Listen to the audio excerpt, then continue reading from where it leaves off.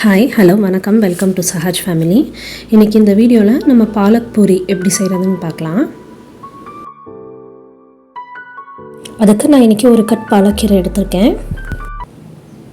பாலக்கீரையை கிள்ளிட்டு 2-3 தடவை நல்லா வாஷ் பண்ணிவிட்டு அதுக்கப்புறம் ஒரு கப் தண்ணியில் ஒரு 2-3 நிமிஷம் நல்லா இந்த மாதிரி கொதிக்க வச்சு எடுத்துக்கலாம்.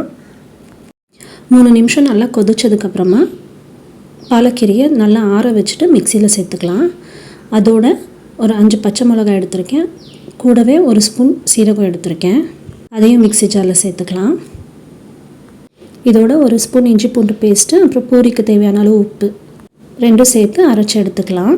ஃபஸ்ட்டு தண்ணி சேர்க்காமல் அரைச்சிக்கோங்க. அதுக்கப்புறம் நம்ம பாலக்கீரை வேக வைக்க யூஸ் பண்ண தண்ணியை சேர்த்து நம்ம அரைச்சி எடுத்துக்கலாம். இப்போ இன்னொரு பவுலில் 2 கப் அளவுக்கு கோதுமை மாவு எடுத்திருக்கேன், அதோட 2 ஸ்பூன் வெள்ளை ரவை சேர்த்துக்கிறேன். சேர்த்து நம்ம அரைச்சி எடுத்து வச்சோம் இல்லையா பாலக்கீரையோட பேஸ்ட்டு, அதை சேர்த்துக்கலாம்.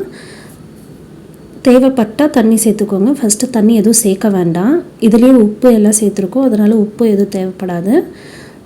அந்த பாலக்கீரை பேஸ்ட் சேர்த்து நம்ம மாவு பிசைகிறது நார்மலாக பூரிக்கு பிசைகிற மாதிரி பிசைஞ்சு எடுத்துக்கலாம். எப்போவும் பூரிக்கு தேய்க்கிற மாதிரி கொஞ்சமாக மாவு எடுத்து இந்த மாதிரி தேய்ச்சி எடுத்துக்கலாங்க. ரொம்ப மெலிசாக தேய்க்க வேண்டாம், ஓரளவுக்கு திக்னஸ் இருக்கட்டும். நான் இது ரவுண்ட் ஷேப்பில் இருக்கிறதுக்காக ஒரு சின்ன மூடி வச்சு இந்த மாதிரி ப்ரெஸ் பண்ணி எடுத்துக்கிறேன்.